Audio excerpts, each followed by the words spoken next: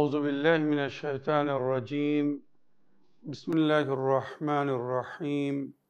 وصلى الله على محمد وعلى آله الطيبين الطاهرين الذين أذهب الله عنهم الرجس وطهرهم تطهيرا. اللهم صل على محمد وآل محمد.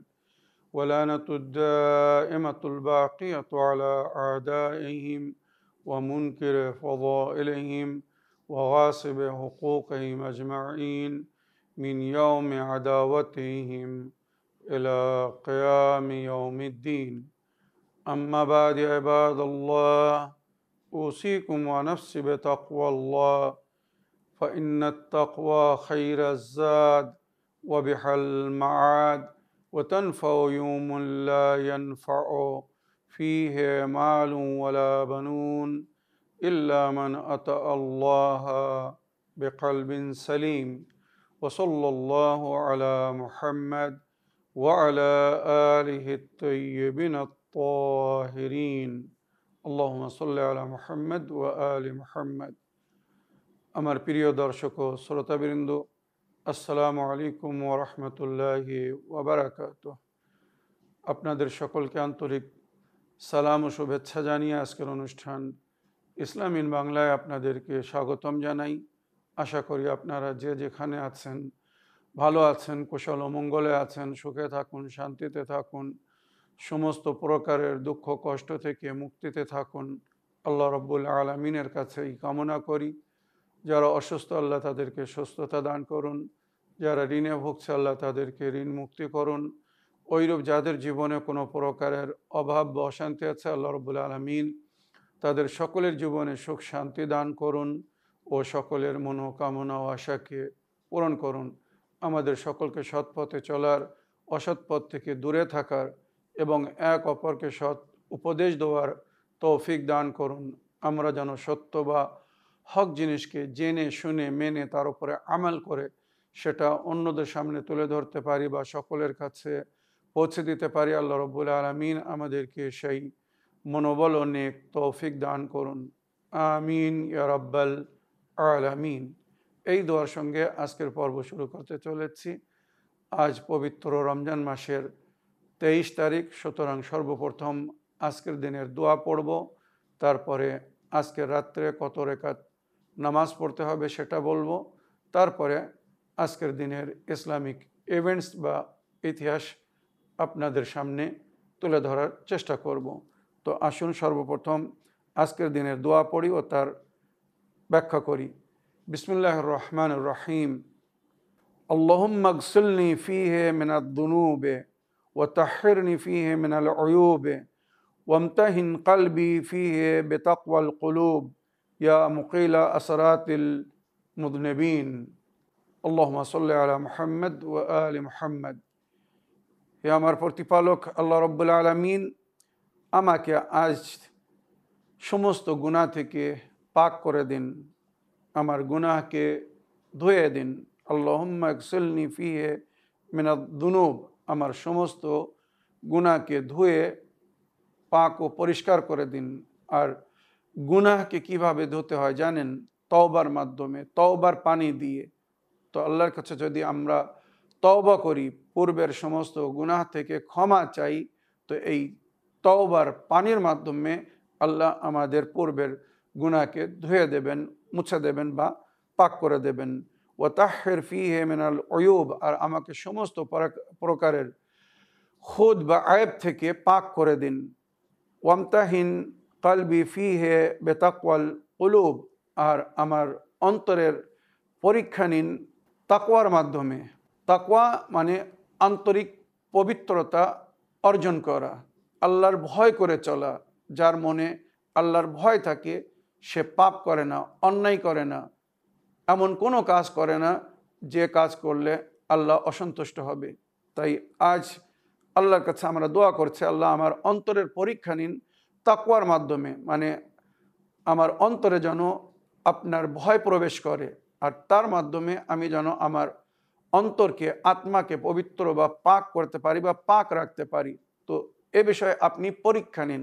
আর মনে রাখবেন, আল্লাহ আমাদেরকে যখন পরীক্ষা নেন, আমাদের সামনে বিভিন্ন সমস্যা আসে, সংকট আসে, বিভিন্নভাবে আল্লাহ আমাদের পরীক্ষা নেন। তো ওই সময় যদি আমরা আল্লাহর ভয় করে সঠিক পথের উপরে থাকি, এটা আমাদের অন্তরের পবিত্রতার প্রমাণ হবে। আর ওই সময় যদি আমরা পথভ্রষ্ট হয়ে যাই, সামান্য দুঃখ কষ্টকে দেখে যদি ভুল পথে চলে যাই, তার মানে আমাদের অন্তর পাক না, পবিত্র না। আল্লাহ আমাদেরকে যে পরীক্ষা নিচ্ছে, সেই পরীক্ষায় আমরা হয়তো পাশ করতে পারিনি, ফেল করেছি। তাই সংকটের সময়, বালা ও মুসিবতের সময় আল্লাহর প্রতি বিশ্বাস রাখতে হবে। ওমাইয়াত্তাকিল্লাহ ইয়াজআল লাহু মাখরাজান, যে আল্লাহর ভয় করে চলে, আল্লাহ তার জন্য রাস্তা তৈরি করে দেয়। সংকট থেকে মুক্তি পাওয়ার, বিপদ থেকে মুক্তি পাওয়ার জন্যে আল্লাহ রাস্তা তৈরি করে দেন। ওমাইয়াতাওয়াক্কাল আলাল্লাহ ফাহুয়া হাসবুহ, যে আল্লাহর প্রতি বিশ্বাস রাখে, সেই আল্লাহই তার জন্যে যথেষ্ট। মনে রাখবেন, তো আমরা যদি আল্লাহর ভয় করে চলি, তো আল্লাহ রাব্বুল আলামিন আমাদের জন্যে রাস্তাকে আসান করে দেবেন, সহজ করে দেবেন। ইয়া মুকিলা আসরাতিল মুযনিবিন, আয় পাপীদের গুনাহকে মাফ করনে वाला, ক্ষমা করনে वाला, বখশনে वाला, বা তওবার মাধ্যমে সেটাকে ধুয়ে পরিষ্কার করনে वाला।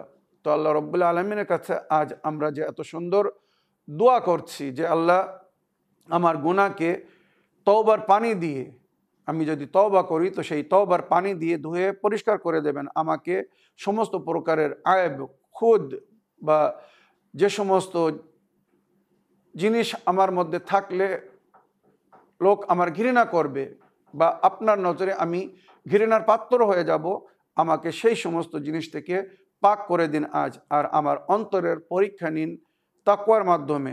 আপনি তো সমস্ত গুনাহগারের ক্ষমা করনেওয়ালা, বখশনেওয়ালা, মাফ করনেওয়ালা। আল্লাহ রাব্বুল আলামিন আমাদের সকলের পক্ষে আজকের দোয়াকে কবুল করুন। আমিন ইয়া রাব্বাল আলামিন। এবারে আজকের দিনগত রাত হবে 24 রমজানের রাত।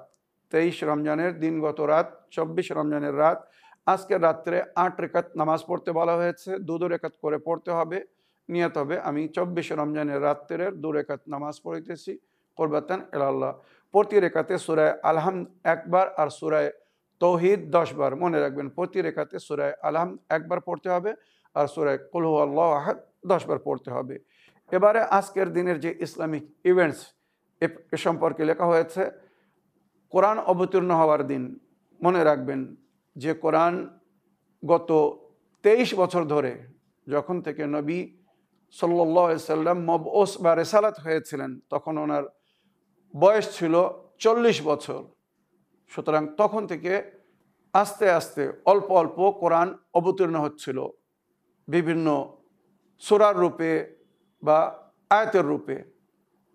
আর 23 রমজানের রাত্রে এই কোরআন, যেটা গত 23 বছর ধরে নবী করিম সাল্লাল্লাহু আলাইহি সাল্লামের উপরে অবতীর্ণ হচ্ছিল, 23 রমজানের রাত্রে সেটা একসঙ্গে পরিপূর্ণরূপে নবী করিম সাল্লাল্লাহু আলাইহি সাল্লামকে দেওয়া হয়েছিল। জিবরাইল আমিন নূরের তাখতিতে এই কোরআন নিয়ে নবীর দরবারে হাজির হয়েছিলেন 22 রমজানের দিনগত রাত্রে, মানে 23 রমজানের ভোরের সময়। তাই আমরা আজকের এই রাতকে লাইলাতুল কদর বা শবে কদর রূপে পালন করি। আর এটাই রওয়ায়াতের মধ্যে উল্লেখ হয়েছে। একজন গ্রামবাসী নবীর দরবারে এসে জিজ্ঞাসা করছে, আয় আল্লাহর নবী, আমি আপনার সঙ্গে জেগে সারা রাত লাইলাতুল কদরের আমাল করতে চাই, তো আমি কবে আসব আপনার এই মসজিদে? কবে আসলে আমি আপনার সঙ্গে শবে কদরের আমাল করতে পারবো? তো যেটা সুনান ইবনে দাউদের মধ্যে লেখা হয়েছে, নবী করিম সাল্লাল্লাহু আলাইহি সাল্লাম ওই ব্যক্তিকে বললেন, ওই সাহাবীকে বললেন যে তুমি 23 রমজানের রাত্রে, 22 রমজানের দিনগত রাত, 23 রমজানের রাত্রে আমার মসজিদে এসো, ওই দিন আমরা লাইলাতুল কদরের আমাল করব। সুতরাং ওই ব্যক্তি নিজের ছেলেকে সঙ্গে নিয়ে 22 রমজানের দিনগত রাত, 23 রমজানের রাত্রে মসজিদুন নববীতে আসে।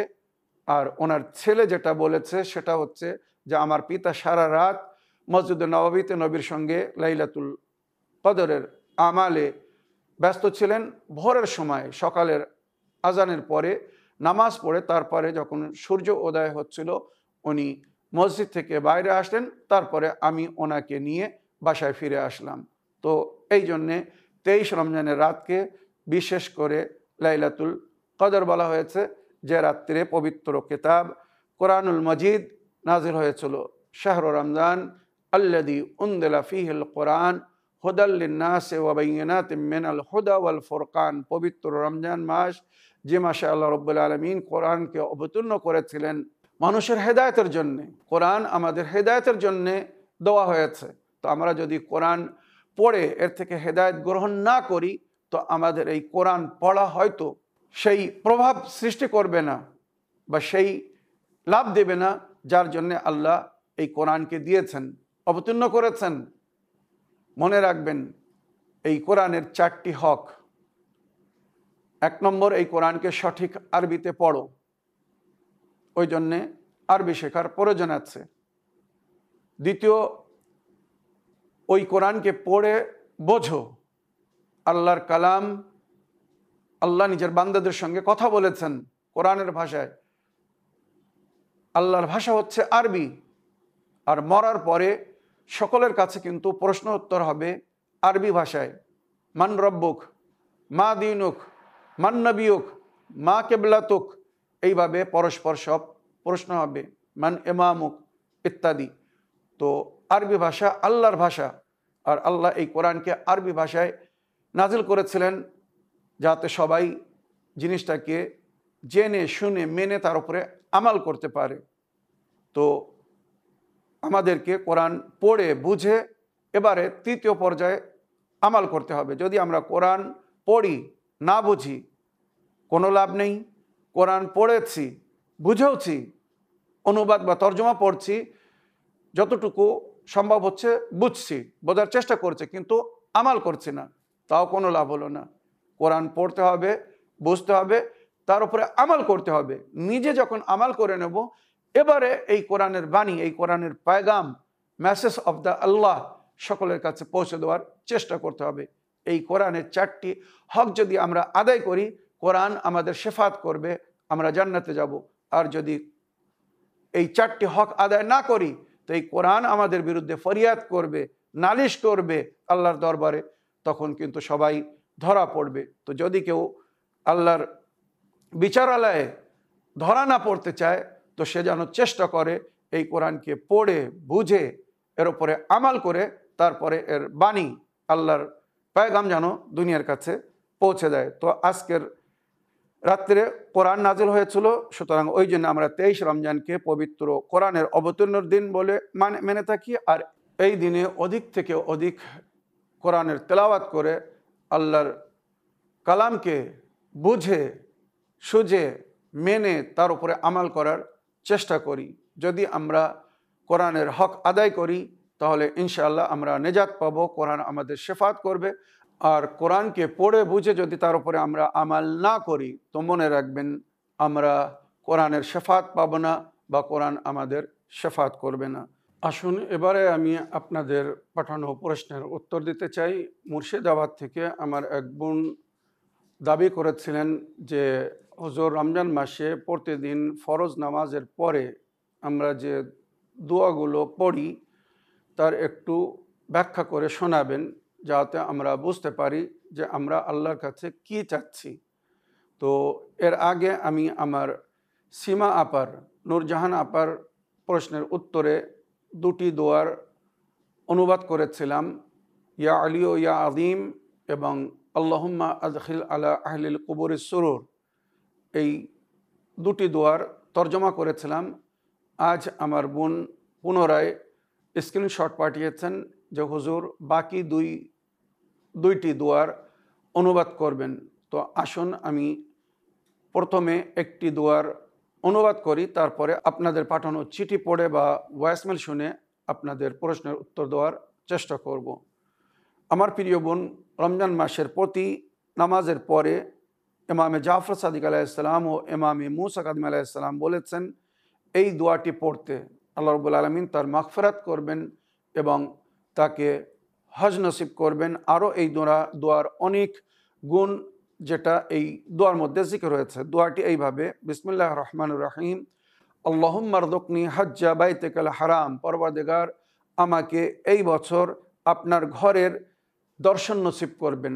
হজ মানে আল্লাহর ঘরের দর্শন করতে যাওয়া, আল্লাহর ঘরের জিয়ারত করতে যাওয়া, এবং মানাসিকে হজ, হজের যে পদ্ধতি নিয়ম বা যে আমাল সেগুলোকে আদায় করা। তো আল্লাহুম্মা রযুকনি হজ্জা বাইতিকাল হারাম, আল্লাহ রাব্বুল আলামিন আমাকে আপনার পবিত্র ঘরের, সম্মানিত ঘরের হজ নসিব করবেন। ফি আম্মি হাদা ওয়া ফি কুল্লি হাম, এই বছর এবং প্রতি বছর আমি যেন হজে যেতে পারি। মা আবকাইতেনি ফি উসরিম মিনকা ওয়া আফিয়াতিন ওয়া সাআতি রিজকিন, যতদিন আমি এই দুনিয়ায় বেঁচে থাকব শান্তিপূর্ণভাবে যেন বেঁচে থাকতে পারি। আল্লাহ আপনি আমাকে আফিয়াত দান করবেন, আমার রুজিতে বৃদ্ধি করবেন। ওয়ালা তুখলিনি মিন তিলকাল মাওয়াকিফিল করিমাতে ওয়াল মাশাহিদ শরীফাতে, এবারে হজের পরে যে আমরা পবিত্র কবরের, নবী করিম সাল্লাল্লাহু আলাইহি ওয়াসাল্লামের রওজার জিয়ারত করতে যাই, তো ওই জন্য আল্লাহর কাছে আমরা দোয়া করছি যে আল্লাহ রাব্বুল আলামিন আমাকে সেই সম্মানিত স্থান থেকে, সেই মাওয়াকিফুল করিমা মানে এমন একটি করম নওয়াজ অবস্থা হবে, পরিস্থিতি হবে, যখন আল্লাহর নবীর দরবারে আমরা হাজির হব। কত সৌভাগ্যবান হবে সেই ব্যক্তি যে নবীর দরবারে হাজির হবার সুযোগ পাবে আর নবীর কবরের জিয়ারত করতে পারবে। তাই এখানে আমরা বলছি, ওয়ালা তুখলিনি, আমাকে বঞ্চিত রাখবেন না, মিন তিলকাল মাওয়াকিফিল করিমা, সেই করম নওয়াজের সেই অবস্থান থেকে, ওয়াল মাশাহিদ শরীফা, আর পবিত্র রওজার দর্শন বা জিয়ারত থেকে, জিয়ারত কবরে নবিয়িকা সাল্লাল্লাহু আলাইহি ওয়া আলিহি, আপনার নবীর কবরের যেন জিয়ারত করতে পারি। মনে রাখবেন, এই যে দোয়ার মধ্যে আমাদেরকে নবীর কবরের জিয়ারত করার জন্যে দোয়া করতে বলা হয়েছে, তার মানে কি, এগুলো আল্লাহ রসুলের সুন্নত, এগুলো আইম্মার সুন্নত, আহলে বাইতের সুন্নত, তাই আমাদেরকে দোয়া করতে বলা হয়েছে। ওয়া জিয়ারত কবর নবিয়িকা সাল্লাল্লাহু আলাইহি ওয়া আলিহি ওয়া ফি জামিই হাওয়াইজিদ দুনিয়া ওয়াল আখিরা, ওই রূপ আমার সমস্ত দুনিয়াবি এবং উখরাবি প্রয়োজনকে পুরো করবেন মোহাম্মদ ও আলে মোহাম্মদের ওসিলায়।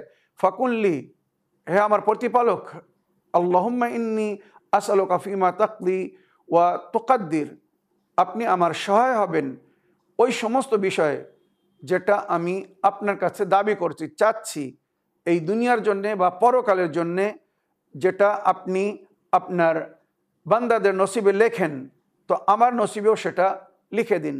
মনে রাখবেন, লাইলাতুল কদর ভাগ্যলিপির রাত, তাকদির লিপির রাত, এই রমজান মাসের প্রতি রাত্রে হয়তো আমাদের নসিব খুলে যেতে পারে। ফাকুল্লি আল্লাহুম্মা ইন্নী আসআলুকা ফিমা তাকদি ওয়া তুকাদ্দির, আপনি যে ফয়সালা করেন, সিদ্ধান্ত নেন আর তাকদির লেখেন, নসিবে লেখেন, মিনাল আমরিল মাহতুম, এমন আদেশ, এমন হুকুম যেটা অনিবার্য, ফি লাইলাতুল কদর, লাইলাতুল কদর মানে শবে কদর যেটা লেখা হয়, মিনাল কাদা, আপনার সিদ্ধান্ত, আপনার বিচার, আল্লাযী লা ইউরাদ্দু ওয়া লা ইউবাদদিল, যে আল্লাহর বিচারকে কেউ পরিবর্তন করতে পারবে না, কেউ চেঞ্জ করতে পারবে না আপনি ছাড়া। তো আপনি আমার নসিবে ভালো লিখে দিন। আন তাকতুবানি মিন হুজ্জাতি বাইতিকাল হারাম, আমার নসিবে এবছরে হজ লিখে দিন। আল মবরুর হজ্জুহুম, আল মবরুর হজ্জুহুম, যাদের হজ তাদেরকে বরিয়ত জিম্মা করে দিচ্ছে, মানে দায়িত্বকে পুরো করে দিচ্ছে। হজ আমাদের কর্তব্য বা দায়িত্ব যদি আমাদের উপরে ফরজ হয়ে থাকে, তো এমন হজ করতে হবে যেন আমরা ওই দায়িত্ব থেকে মুক্তি পেয়ে যাই। আমাদের হজ যদি কবুল হয়ে যায়, তো আমরা ওই দায়িত্ব থেকে মুক্তি পেয়ে যাব। আল মশকুর ও সাই আহম, ওই হজে যে আমরা পরিশ্রম করি, মেহনত করি, সাই করি, যার জন্য আল্লাহ নিজের বান্দার শুকর গুজার হন, আমাকে সেই হজ করার তৌফিক দান করুন। আল মগফুর ও দুনুবাহুম, যে হজের পরে তার গুনাহকে ক্ষমা করে দেওয়া হয়, আমাকে সেই হজ করার তৌফিক দান করুন। আল মুকাফফির আনহুম সাইয়্যাতুহুম, আল মুকাফফির আনহুম সাইয়্যাতুহুম, যে হজ তার গুনাহের কাফারা হবে, আমাকে সেই হজ করার তৌফিক দান করুন। ওয়াজআল ফিমা তাকদি ওয়া তুকাদ্দির, আল্লাহ রাব্বুল আলামিন আপনি যখন তাকদির লিখবেন, আমার সম্পর্কে সিদ্ধান্ত করবেন, তো আনতুতিলা উমরি ওয়া তুয়াসি আলাইয়া ফি রিজকি, আমার বয়সকে বৃদ্ধি করে দেবেন আর আমার রুজিতে বরকত দান করবেন। ওয়া তুআদ্দি আন্নি আমানাতি ওয়া দাইনি, আর আমি যেন সমস্ত আমানাতকে আদায় করতে পারি, আমার ঋণকে যেন আমি শোধ করে যেতে পারি। আল্লাহ আমাকে সেই তৌফিক দান করবেন। আমিন ইয়া রাব্বাল আলামিন। হে আমার প্রতিপালক, আমাদের সকলের জন্যে আমাদের সকলের তরফ থেকে এই দোয়াকে কবুল করবেন। আশা করি আমাদের দোয়া যদি কবুল হয়ে যায় তো নিঃসন্দেহে আমরা হজে যেতে পারবো। আপনারা সবাই নিজের জন্য দোয়া করবেন এবং এই সমস্ত দোয়ার পরে আমিন বলে আল্লাহর কাছে প্রার্থনা করবেন। আশা করি আমার প্রিয় বোন আপনি আপনার প্রশ্নের উত্তর পেয়েছেন। এবারে দ্বিতীয় দোয়াটি ইনশাআল্লাহ আগামী এপিসোডে পড়ার চেষ্টা করব। আসুন এবারে আমি আপনাদের পাঠানো কিছু প্রশ্ন প্লে করে বা পড়ে তার উত্তর দিতে চাই। দেখি কোথা থেকে কে কি জানতে চাচ্ছেন। আমি কলকাতা থেকে বলছি, লাইনধার নয়াবাজি স্টেশনের কাছ থেকে। আসসালামু আলাইকুম রহমতুল্লাহি ওয়া বারাকাতুহু। আমি বলছি ঈশার নামাজটা কিসের জন্য আছে? ঈশার নামাজ পড়লে কি হয়? ওইটা একটু দেখালে ভালো হতো। আর বলছি নামাজটা কেমন পড়া যায় ওইগুলোও দেখালে ভালো হতো একটু। ওয়ালাইকুম আসসালাম রহমতুল্লাহি ওয়া বারাকাতুহু। আমার প্রিয় বোন, আপনার ভয়েসমেলের জন্য আপনাকে ধন্যবাদ জানাই। আপনি এশা নামাজ পড়লে কী লাভ হবে এ বিষয়ে জানতে চেয়েছেন, আর নামাজ কিভাবে পড়তে হবে সেগুলোও আপনি জানতে চেয়েছেন। তো আপনার দ্বিতীয় প্রশ্নের উত্তরে আমি আগে বলতে চাই, আমাদের চ্যানেল উইনে প্রতি ওয়াক্তের নামাজ দেখানো হয়। সকালের নামাজের সময় হলে সকালের নামাজ দেখানো হয়। হয়তো সময়ের ডিস্টেন্স হতে পারে, কলকাতায় ফজরের সময় আগে হয়ে যায়, আমাদের এখানে বোম্বেতে ফজরের নামাজের সময় প্রায় 1 ঘন্টা পরে। কলকাতায় যখন ফজরের সময় হয় তার 1 ঘন্টা পরে বোম্বে ফজরের সময় হয়। তো আপনি 1 ঘন্টা পরে চ্যানেল উইন খুলে দেখতে পারেন সকালের নামাজ কিভাবে পড়া হচ্ছে, জামাতের সঙ্গে নামাজ হয়। আপনারা মন দিয়ে দেখে শুনে বুঝে আমাল করতে পারবেন, ওইভাবে নামাজ পড়তে পারবেন। মনে রাখবেন ওইরূপ জোহর আসরের সময় হলে, আমাদের কলকাতায় যখন জোহর আসরের সময় হয় তার ঠিক 1 ঘন্টা পরে আমাদের এখানে বোম্বাইতে জোহর আসরের সময় হয়। তো 1 ঘন্টা পরে আপনি টিভিতে দেখে জোহর আসরের নামাজ শিখতে পারবেন। ওইরূপ মগরিবের সময় হলে কলকাতার মগরিবের সময়ের 1 ঘন্টা পরে বোম্বাই মগরিবের সময় হয়। তো ওই সময় আপনি যদি টিভি খোলেন বা মোবাইলেও দেখতে পারেন, আমাদের নামাজ দেখানো হয় কিভাবে মগরিবের নামাজ পড়বেন, কিভাবে এশা নামাজ পড়বেন, কিভাবে কিরাত করবেন, কিভাবে রুকু সেজদার জিকির পড়বেন বা অন্য সমস্ত জিকির পড়বেন। আশা করি শিখে যাবেন। এ বিষয়ে আরও আমি একটা জিনিস বলতে চাই, সেটা হচ্ছে হুগলি জেলায় হুগলি ইমামবাড়িতে ইসলামিক মাদ্রাসা চলছে, মাদ্রাসা আহলুল বাইত। ওখানকার শিক্ষক জনাব মাওলানা হাবিবুল্লাহ খান সাহেব, উনি একটি সুন্দর বই লিখেছেন নামাজ শিক্ষা, খুব সহজে খুব সরল ভাষায়। সুতরাং যদি ওই বইটি আপনি সংগ্রহ করতে পারেন তো সংগ্রহ করে নিন, কিভাবে নামাজ পড়তে হবে আপনি পরিপূর্ণভাবে জেনে যাবেন। এবারে আপনার প্রথম প্রশ্ন ছিল যে এশা নামাজের কী লাভ, এশা নামাজ পড়লে কী লাভ হবে। তো এ বিষয়ে আমি প্রতি নামাজের সম্পর্কে যেগুলো রবায়তে উল্লেখ হয়েছে শুনিয়ে দিচ্ছে, ভালো করে মন দিয়ে শুনবেন। रवायत যেভাবে বলছে, नमाज फजर आपकी खूबसूरती में इजाफा करती है, সকালের নামাজ মানুষের সৌন্দর্যতা বাড়ায়। नमाज जोहर आपके रिस्क में इजाफा करती है, जोहরের নামাজ আপনার রুজিতে বৃদ্ধি করে। असर की नमाज आपकी सेहत को बेहतर बनाती है, असर नमाज আপনার কে শারীরিক সুস্থতা দান করে, শরীরকে সুন্দর করে। मगरिब की नमाज आपके मुस्तकबिल को संवारती है, मगरिबের নামাজ আপনার ভবিষ্যৎকে সুন্দর করে। नमाज एशा आपको सुकून की नींद सुलाती है, एशार नामाज पढ़ले शांतिर संगे मानुष घुमाते पारे, तार माने से सारा दिनेर दायित्वके पालन करेছে, आल्लाहर तरफ থেকে যেটা তার উপরে ফরজ করা হয়েছিল সেগুলো সে আদায় করেছে। সুতরাং শান্তির সঙ্গে ঘুমাতে পারে আর সে পুনরায় জাগার একটা নিরাপত্তা পায় যে আল্লাহ তাকে হয়তো পুনরায় আবার জেগে দ্বিতীয় দিন আবার ওই নেকি করার তৌফিক দান করবেন, যে নেকিগুলো আজ সে করে দুনিয়া থেকে মানে টেম্পোরারি, আমরা এটাকে রওয়ায়াতের ভাষায় শরীয়তের ভাষায় ঘুমানো মানে মানুষ এই দুনিয়া প্রায় ছেড়ে দেয়। হিসেব করে যদি দেখা যায় অধিকাংশ মওতের যে জিকির হয়েছে কোরআন ও হাদিসের মধ্যে সেটা ঘুমের অবস্থায়।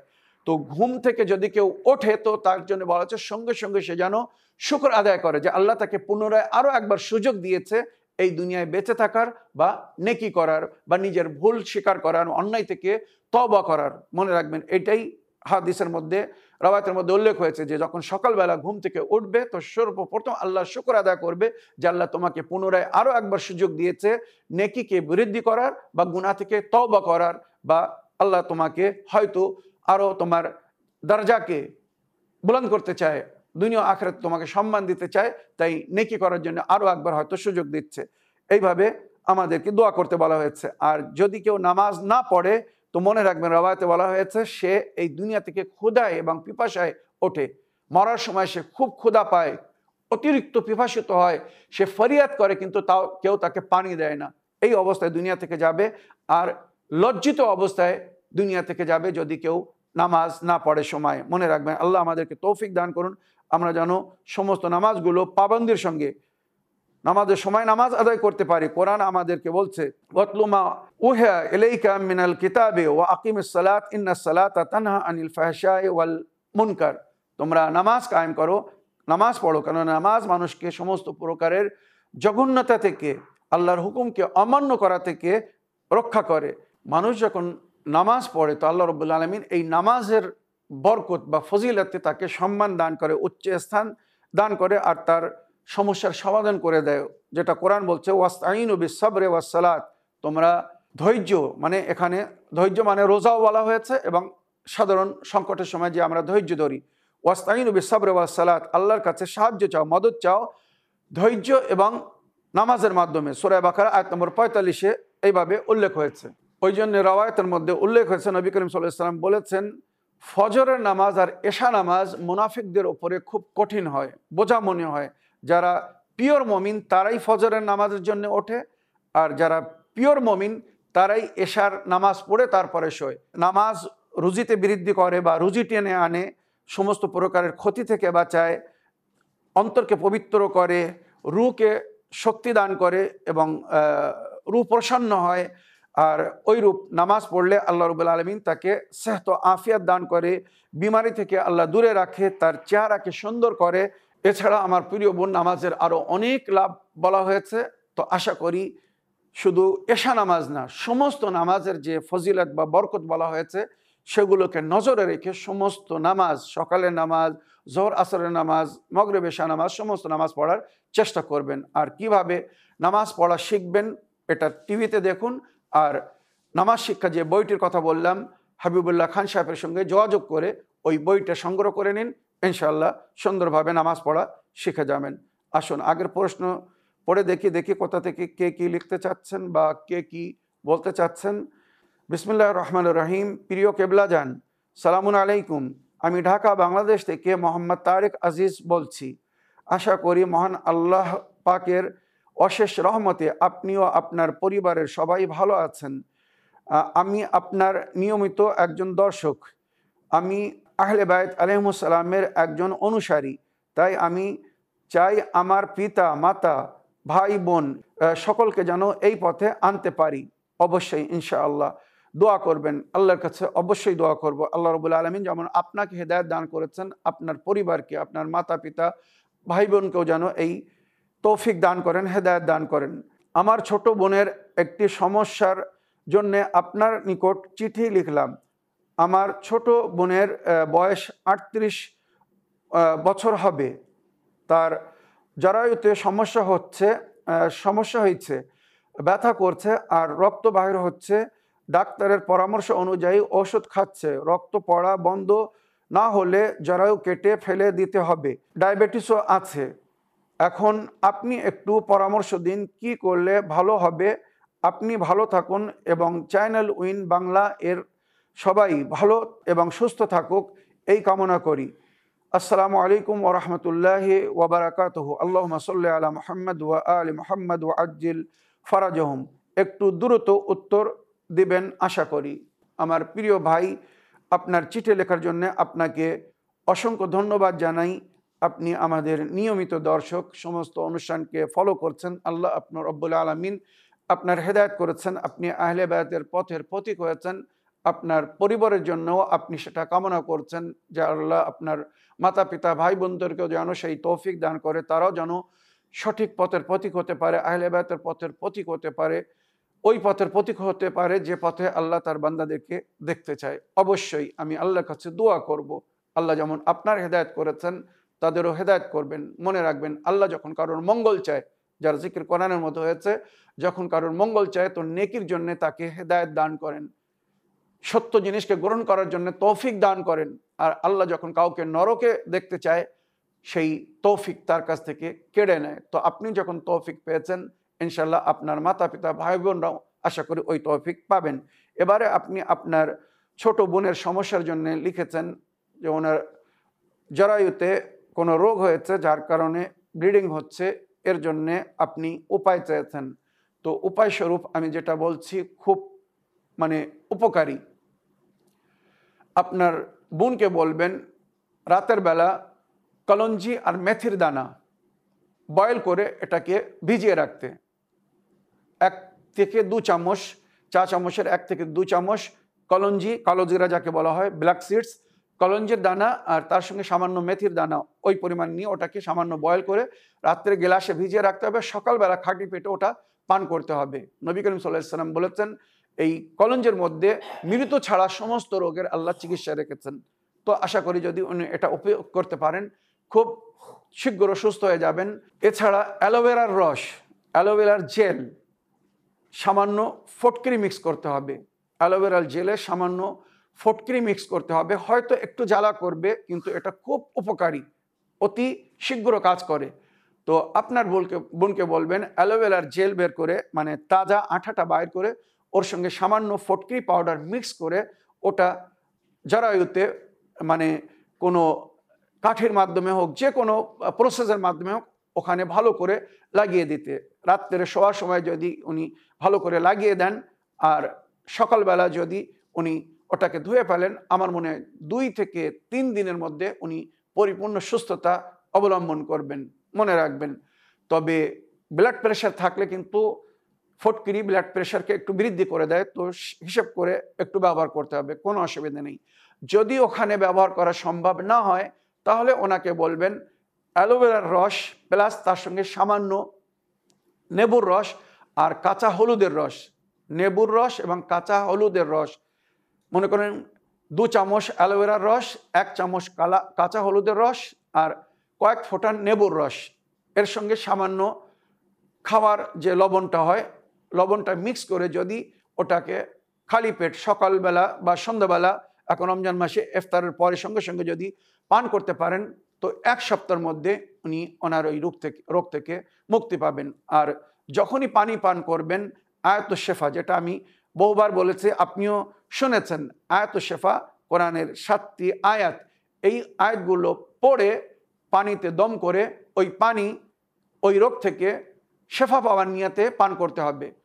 আল্লাহুম্মা ইশফিনি ফিহে মিন কুল্লি দা, বিসমিল্লাহির রহমানির রহিম, আল্লাহুম্মা ইশফিনি ফিহে মিন কুল্লি দা, আল্লাহ এই পানির মাধ্যমে আমাকে সমস্ত রোগ থেকে শেফা দান করুন। আগে 7 বার ওই পানির ওপরে সূরা আলহাম পড়বেন, তারপরে 7টি আয়াতুশ শেফা ওটা পড়বেন, তারপরে এই দোয়াটি পড়ে ওই পানি পান করতে হবে। আল্লাহুম্মা ইশফিনি ফিহে মিন কুল্লি দা, এই পানির মাধ্যমে আমাকে সমস্ত রোগ থেকে শেফা দান করুন। আশা করি ইনশাআল্লাহ আপনার বোন অতি শীঘ্র সুস্থ হয়ে যাবেন, শেফা পেয়ে যাবেন, কোনো প্রকারের অপারেশনের প্রয়োজন হবে না। এটাকে রমজান মাস শেষ হওয়া পর্যন্ত করুন, তারপরেও যদি ভালো না হয় তো রমজানের পরে পুনরায় জানাবেন, ইনশাআল্লাহ অন্য আরও অনেক উপায় আছে বলে দেবো। এই বলে আমার আজকের বক্তব্য এখানে শেষ করলাম। ওয়া আখিরু দাওয়ানা আলহামদুলিল্লাহি রাব্বিল আলামিন, ওয়াসসালামু আলাইকুম ওয়া রাহমাতুল্লাহি ওয়া বারাকাতুহু।